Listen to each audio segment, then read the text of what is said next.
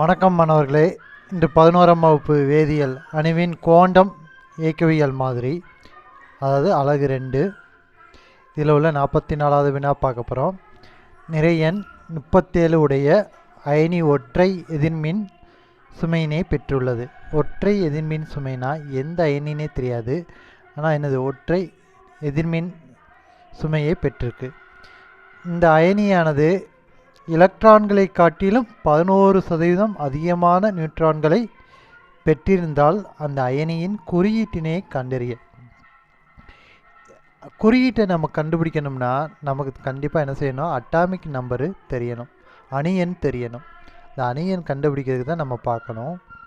புரோட்டான்களின் எண்ணிக்கை தான் அணு எண். நிறை எண்கிறது 37ன்னு கொடுத்துட்டாங்க, சரியா?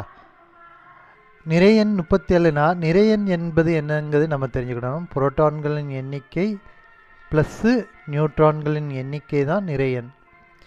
இப்போ இவங்க என்ன கொடுத்துருக்காங்கன்னா, எலக்ட்ரான்களை காட்டிலும் 11% அதிகமான நியூட்ரான்களை பெற்றிருக்கோம். அப்புறம் நியூட்ரான்களின் எண்ணிக்கை, எலக்ட்ரான்களின் எண்ணிக்கை தெரிஞ்சால் தான் நியூட்ரான்களின் எண்ணிக்கையை நம்ம கண்டுபிடிக்க முடியும். எலக்ட்ரான்களின் எண்ணிக்கை எக்ஸ்ன்னு வச்சுக்கோங்க. இது அயனி, அதாவது எக்ஸுங்கிறது வச்சுக்கிடுவோம். இந்த எக்ஸுங்கிறது ஒரு அயனி, இந்த ஏன்னு வச்சுக்கோங்க. ஏ பவரில் மைனஸ் அயனின்னு இருக்குது. ஒரு எலக்ட்ரான் எக்ஸஸாக இருக்கும். எலக்ட்ரான்களின் எண்ணிக்கை எக்ஸுன்னு வச்சா புரோட்டான்களின் எண்ணிக்கை வந்து எக்ஸ் மைனஸ் 1 இருக்கும். ஏன்னா இது அயனியில், அயனிங்கையில் எலக்ட்ரான்களின் எண்ணிக்கை இப்போ 10னா புரோட்டான்களின் எண்ணிக்கை 9 தான் இருக்கும், சரியா? அயனியாக இருக்கிறதுனால. அணுவாக இருந்தால் ரெண்டுமே சமமாக இருக்கும். அயனியாக இருக்கையில் எலக்ட்ரான்கள் எண்ணிக்கை அதிகமாக இருக்கும் 1. அதாவது இது வந்து என்னது, என்ன அயனி? ஒற்றை எதிர்மின் அயனினால் எலக்ட்ரான்களின் எண்ணிக்கை 1 அதிகமாக இருக்கும், இது 1 குறைவாக இருக்கும். அதனால் இதை எக்ஸ் மைனஸ் 1ன்னு வச்சுக்கிடுவோம். நியூட்ரான்களின் எண்ணிக்கை எக்ஸுன்னு, எலக்ட்ரான்கள் எண்ணிக்கை எக்ஸுனா அதோட எவ்வளோ சதவீதம் அதிகமாக இருக்குது? நியூட்ரான்கள் எண்ணிக்கை 11.1% அதிகமாக இருக்குது. அதை 11.x% வச்சுக்கோங்க, சரியா?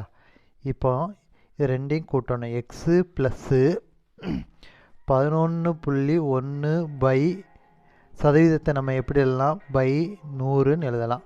100 × எக்ஸுன்னு எழுதலாம், சரியா? இப்போ இதை நம்ம 100ஆல் வகுக்கையில் என்ன கிடைக்கும்? எக்ஸு ப்ளஸ்ஸு 100ஆல் வகுத்தா 2 ஸ்தானம் தள்ளி போகும். அப்புறம் 0.111 எக்ஸு, சரியா? இப்போ இதை கூட்டினோம்னா என்ன கிடைக்கும்? இது 1, இது 1 எக்ஸு, 2 கூட்டினோம்னா 1x.11 எக்ஸுன்னு கிடைக்கும், சரியா? இதுதான் என்னது, நியூட்ரான்களின் எண்ணிக்கை, சரியா? இப்போது நமக்கு நியூட்ரான்களின் எண்ணிக்கை தெரியும். புரோட்டான்களின் எண்ணிக்கைங்கிறத நம்ம எப்படி வச்சுருக்கோம்? X minus 1.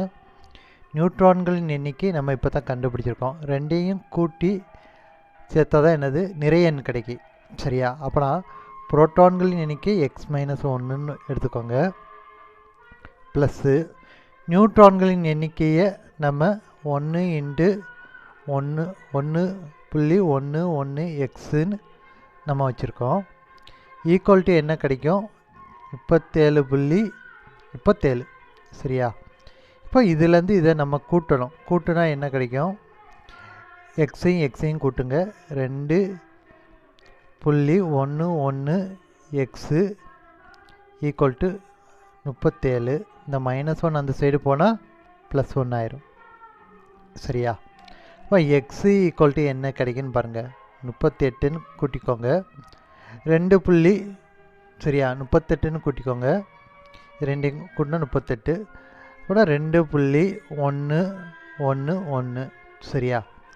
இப்போ இதை வகுத்தோம்னா என்ன மதிப்பு கிடைக்கும்னா 18ன்னு கிடைக்கி, சரியா? இதை வகுத்தா என்ன கிடைக்கி? 18. இந்த 18ங்கிறது எலக்ட்ரான்களின் எண்ணிக்கை. 18ங்கிறது என்னது? எக்ஸோட மதிப்பு.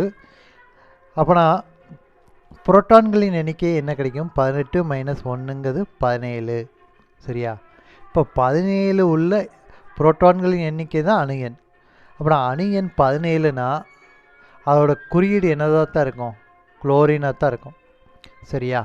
நிறைய இங்கே எவ்வளோ இருக்குது? 37, சரியா? இதுதான் இதோட குறியீடு. அந்த அயனியின் குறியீடுன்னு கேட்டிருக்காங்கல்ல, குறியீடுங்கிறது இதுதான். சரியா? இப்போ குறியீடு அதாவது 17ங்கிறது புரோட்டான்களின் எண்ணிக்கை, எலக்ட்ரான்களின் எண்ணிக்கை தான். அயனியாக இருக்கையில் என்ன ஆயிரும்? எலக்ட்ரான்களின் எண்ணிக்கை 18 இருக்கும். இதை நல்லா நம்ம புரிஞ்சுக்கிடணும். சரியா?